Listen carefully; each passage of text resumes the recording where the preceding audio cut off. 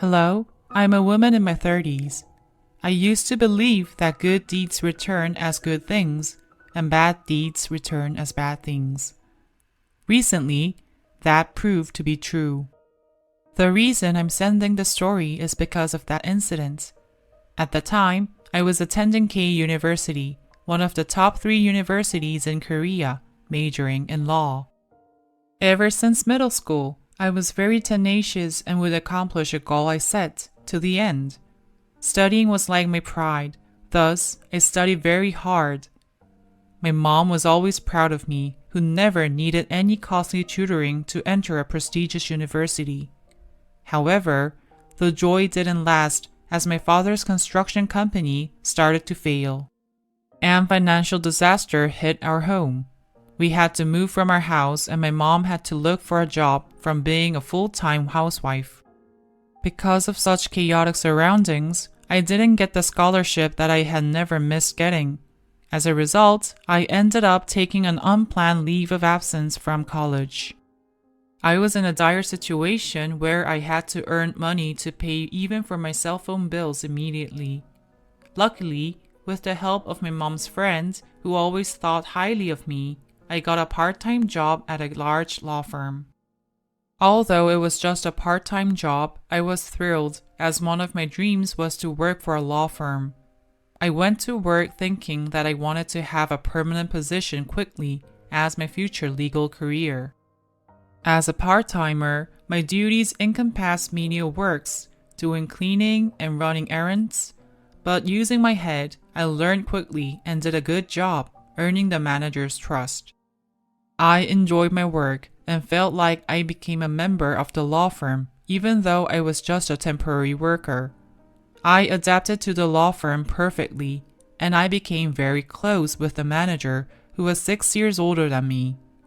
At that time, my dating experience comprised only about 100 days, so the charm of a grown man shook me up. The manager was not only handsome but also well-dressed, who talked well, which grabbed many female employees' interest, who coveted him. I was never amiss with being confident, but since I had not graduated from college, nor was a permanent employee, I resorted to just having a crush on him secretly all by myself. However, an opportunity came even to me. It was the payday. Since everyone got their pay, people got excited and suggested a dinner party since it had been a while. It was my first time in such outing, so inwardly I was really looking forward to it. People combined the event to welcome me, and I ended up drinking cocktail bomb comprised of whiskey mixed with beer in a relay. That caused me to go to the toilet to throw up. My head felt as if it would crack up, that I thought I might even die, when I saw my manager's face dimly through my eyes. "Are you okay? If it's too hard, I will tell them so you can go home." I don't know where I got the courage, but at his kind concern, I kissed him. That made me sober up immediately. I don't know whether it was due to the alcohol or from the embarrassment, but my face turned red, and I quickly ran out of the pub. Only when I distanced myself from the pub, I started to lament with self-blame on the street. How crazy! Why did I do something like that? But it was already spilled milk, and I was sick with worry about how I would face the manager at work the next day. I imagined all kinds of horrible things and wondered if any of the female employees had seen me. Then, I heard a car honking behind me. Startled, I turned to the side and realized it was the manager's car. "Get in, I will take you," he said. I quickly turned around to hide my face. "What are you doing? After acting so boldly, are you all of a sudden acting shy now?" He deliberately joked, thinking I would be embarrassed. I couldn't bring myself to look at him, but I took a deep breath and got into the car. My heart raced like crazy when I saw him driving from the corner of my eye. I was worried that my heartbeat could be heard, so I thought I should just say anything to cover it up, but he spoke first. "Where do you live? Could you set the navigation?" I hesitated a bit, and set the navigation with my address. "Oh, you live close by?" "Yes," I replied briefly. Our conversation ended there. An awkward silence continued. It made me feel uncomfortable, so I thought I should say something. I tried to think, but I couldn't think of anything to talk about, perhaps due to the alcohol. Then he asked first, "Did you say you're in your third year? Do you have a boyfriend?" I quickly replied, "No." "How about you?" I asked him also. In fact, many talks went around among the female employees about whether he did or didn't have a girlfriend. I wanted to confirm. "I don't." At his reply, I almost screamed with joy. "Aren't your parents telling you to get married? What kind of woman is your ideal type?" All of a sudden, all kinds of questions came up like crazy when I couldn't think of even one just a minute ago. He thought it over a moment, then said he liked cute girls. He said his parents were just asking if he had any girlfriend. I was beginning to become more comfortable being with him, but sadly, his car arrived in front of my house. I decided to scrum up more courage and took one more step since this chance would not come often. "Do you want to eat ramen noodles with me at the convenience store around the corner there?"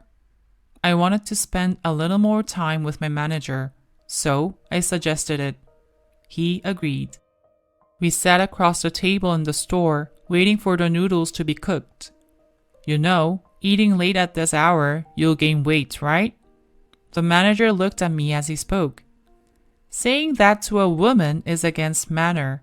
I purposely complained more. Kissing any man after getting drunk is more against manners. The manager pouted his lips so cutely. His cute looks made me laugh.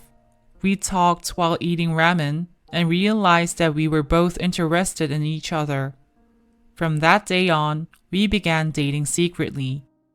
People say that secret love is more passionate. We continued our dating at work. We met secretly on the way to the restroom or sit side by side at lunch to continue our thrilling secret relationship.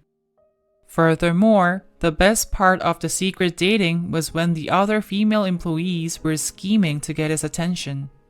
No matter how much they flirted with him, knowing secretly that he was mine made me feel fantastic.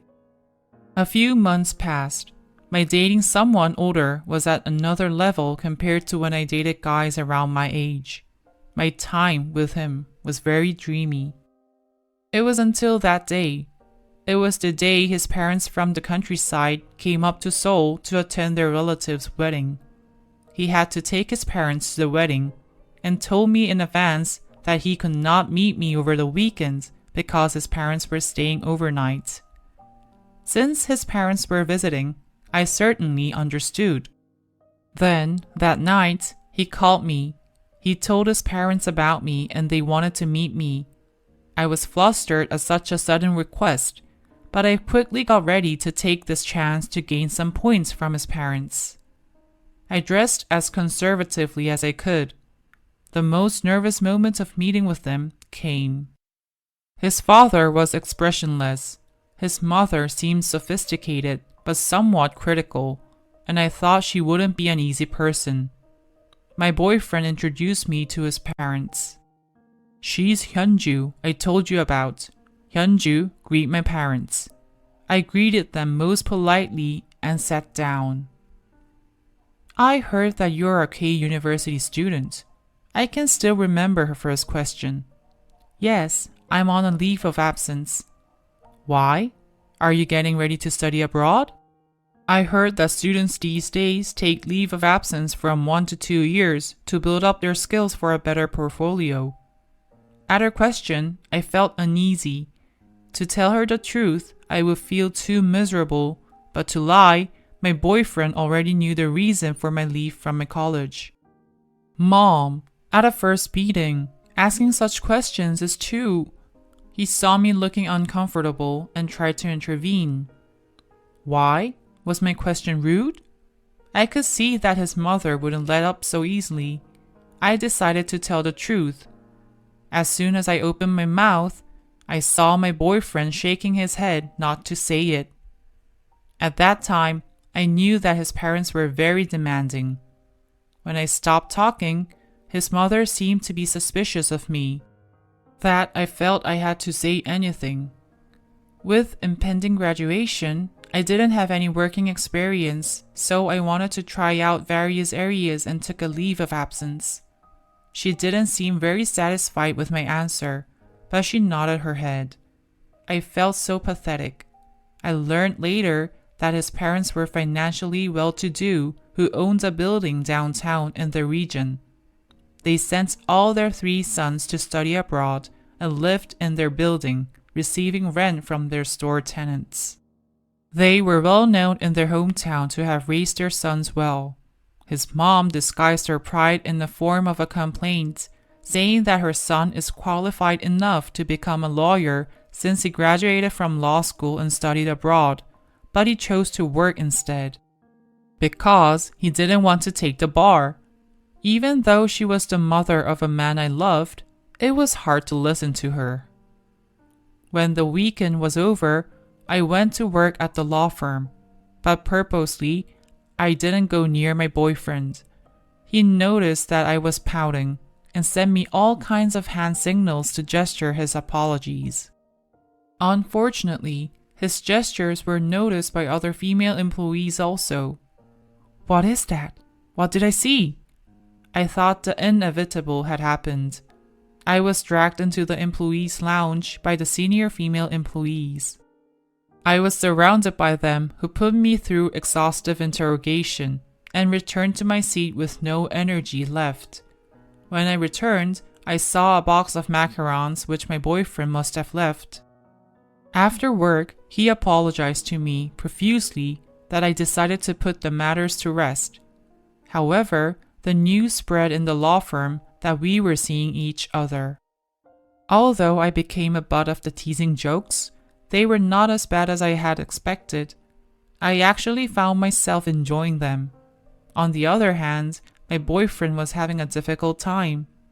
As I passed the employees' lounge, I overheard a telephone conversation between my boyfriend and his mother. His mother's loud voice could be heard from the earpiece. His mother said that he was wasting time seeing me when he didn't even have enough time looking for a wife. She sounded furious and shouted at him to break up with me.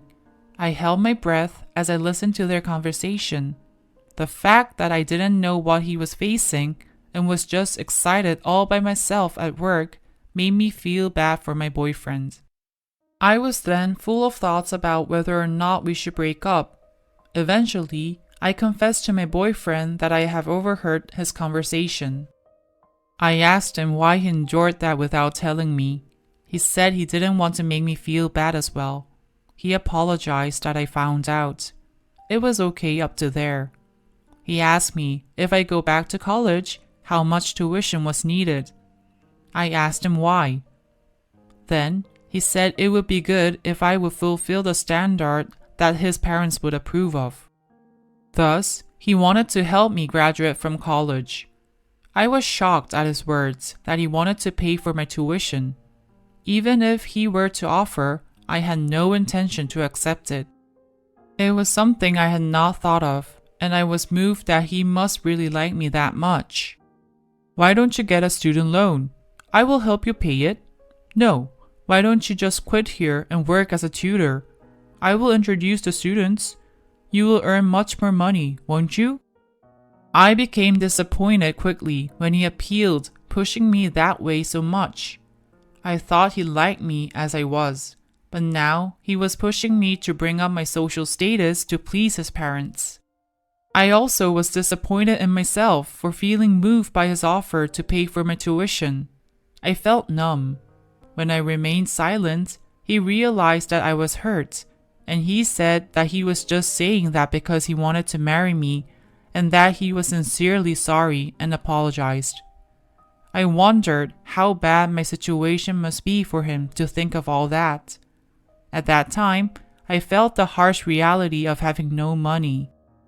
From that day, I began tutoring at night after I got off work from the law firm where my boyfriend worked to save money for my tuition. Because I had to tutor every night, we dated less, but I worked very hard so that I could get my degree. It was also good that I could help out my family a little. Then, one day, my tutoring student got bad flu, so I had extra time after a long while. I thought I could spend time with my boyfriend and called him while thinking about what we would do. However, unexpectedly, his phone was answered by his mother. "Hello, mother." I was so startled that on a street full of people, I bowed with my cell phone to my ears. "I was going to call you, so I'm glad you called. Could we meet at the same place we met before?" I knew I wouldn't hear good things, but what could I do but meet her since she asked? When I went to the meeting place, I saw not only his mother but another woman sitting next to her. I felt ominous. Just as I thought, before I even sat down, his mother introduced that strange woman to me. "You're early.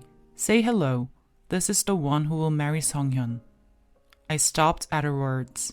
The woman handed over a business card and said, "I heard a lot about you." On her business card, the title of professor could be clearly seen. I was speechless in such an unexpected situation. His mother was trying to indirectly tell me that a person like me couldn't become her daughter-in-law. She seemed to be signaling me to break up with her son, now that I know. It was clear that she arranged this meeting to humiliate me, to force me off from her son. I recaptured myself firmly and spoke. "Mother, even if you do not like me, for you to do this behind Songhyun is not the right thing to do. I am almost ready to go back to college. After graduating, I will be getting a permanent job at a law firm or prepare for the bar." Oh my, the bar exam?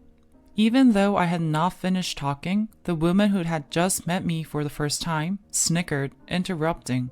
I felt like smacking her. Then, his mother addressed that woman as her daughter-in-law and attacked me.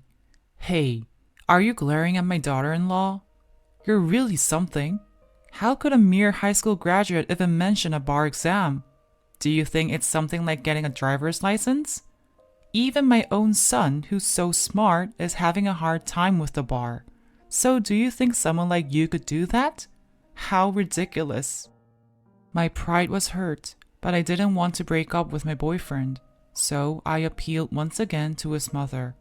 "I know that you were putting pressure to your son secretly behind me. I'm trying hard to improve myself up to your standard. Please be understanding and wait." However, she rolled her eyes as if my appeal was preposterous. If others heard this, they would misunderstand. When did I put pressure on my son? He's the one who has chosen this beautiful daughter-in-law for me. My head felt as if it had been hit with a hammer at hearing his mom's words. Then, the woman acted as if she couldn't stand it anymore and handed me her cell phone. "Now, these photos prove that what my mother-in-law and I are saying is true, right? You seem like one of my students, so I'm advising you to not play with an adult, but play with guys around your age." I hated my boyfriend more than his mother and that rude woman. While I was working so hard to prepare for my tuition, he had been playing me on the side. I could not forgive him. Two women seemed very satisfied at my angry face and got up to leave, but with exploding anger, I snatched that arrogant and rude professor's hair. The cafe quickly turned into a chaos. Then his mother shouted, "Oh my, look at her! Her true nature is revealed now! The kids from poor families always act ignorantly like that!" His mother put me down to the end. No matter how hard I tried, I was forced back to a corner where they wanted to put me. I was so angry at the injustice and helplessness. However, it was in vain to get angry at them because nothing would change. I pushed that woman hard and left. Then, I also resigned from the law firm. I was afraid of myself, for I didn't know what I would do if I saw my boyfriend. On the first day, I cried, and the next day, I kept looking at the ceiling like a dead person. My mom's friend, who had introduced me to the law firm, told my mom about the rumors about me. my mother told me to go back to college and borrow money for my tuition. She was heartbroken that her daughter was subject to such treatment because we were poor financially. I felt guilty to make my mom so sad, but I decided to go back to college using that loan. I never wanted to be in such situation ever again. I studied very hard in college. Then, I heard from one of the close co-workers from the law firm about my ex-boyfriend. He was going to marry that professor next year. I felt that my only revenge was to become successful and prepare for the bar exam. When my goal was clear, even sleeping time felt wasteful. I gritted hard and studied furiously. As a result, upon graduating, I passed the bar exam. My parents were the happiest people to hear the news, and I felt like I finally repaid my parents for their struggles. Then, another great thing happened to our family. My father's business became stabilized, and although the size was smaller than before, we didn't have to worry about finances any longer. We shed tears together on that day after struggling so hard for many years. I finished my law center training well and was able to secure a specialization certificate that I wanted so badly with high honors. Because I had top grades from the law center, I received many offers from major law firms. Among them also included the law firm where I worked before. When I asked my old co-worker about my ex-boyfriend, I heard that he was still there, fortunately. I felt it was now the right time for my revenge and decided to accept the offer from my old law firm. As a new attorney, the law firm offered a luxury sedan with a salary of over $100,000. My first day of work finally came. When the head partner introduced me, everyone in the law firm seemed very surprised. The part-timer who took care of their menial jobs became their boss, so they had to be very surprised. Of course, the one who was most affected was my ex-boyfriend. As soon as I saw his face, all of my past with him came up like a panorama video, with the most painful and angry moments. When I had resigned, he changed his cell phone number without a call or text message of his apologies. He probably thought he would never see me again, yet we met again like this. The most appalling thing was that he was trying to reconnect with me now that I became an attorney. He had divorced his wife because he couldn't stand his snobbish professor wife. I just treated him as nothing more than a subordinate in my staff, and he kept his distance from me, perhaps from his trauma from his ex-wife. Then, a great opportunity came about. My ex-boyfriend's mother visited our law firm with a legal problem with one of her building tenants. Even though she was told that she could just talk with the case intake clerk, she insisted on meeting an attorney and came up to the floor where the attorneys were officed. She encountered me there. She didn't recognize me and approached me politely, saying, "Since you are an attorney, could you please have a meeting with me? My son works here as a manager of the law clerks, so please don't refuse me, as he's also a company member." The situation was so comical that it was hard for me not to laugh. "Madame, I'm sorry. Didn't you tell me that I'm ignorant? I don't think I can help you." I returned her words precisely. She seemed confused at my words when her son came up to our floor. Only then she recognized who I was. "What? You have improved from your drabby look that I didn't recognize you. But, with just a high school degree, are you still working here? Didn't you quit? After all, despite your humiliation, are you still here? Don't you have any pride?" She changed her expression so quickly from being polite a second ago to being so rude, so she left me speechless. Then, my ex-boyfriend told his mother, "Mom, she's not a high schooler but an attorney here. Don't embarrass me and just leave." He was trying to drag his mother out of there.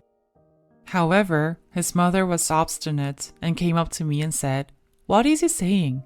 How can a high schooler like you can become a lawyer?" Then I grabbed my chance to look condescendingly to her and spoke each word slowly and clearly. "Don't you know how a person becomes an attorney? Oh, that's right. Your son was too lazy to go for the bar exam. You told me once, right? Is the bar exam something you don't take because you're lazy? It's just because your son can't pass the exam. Try to be honest. If other people see you, they might think that you're the head partner in this law firm or something. You're just a rude, materialistic person. Don't be so mannerless and leave here immediately. When I said that, I felt so good that all my scars from her unfair treatment disappeared.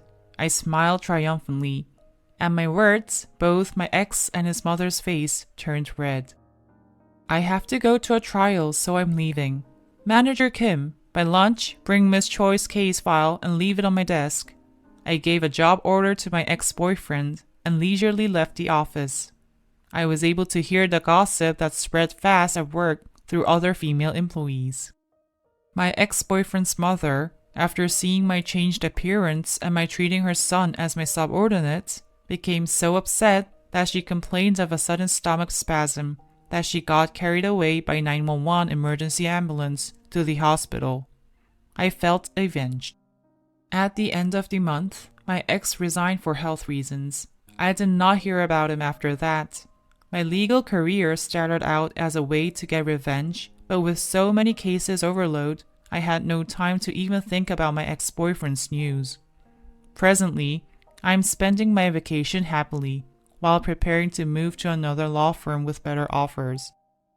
It had been so long to have a leisurely break like this, and after being so busy, the old memories came up that I'm writing this long story. Thank you for listening to my story, and I wish you and your family will be full of happiness.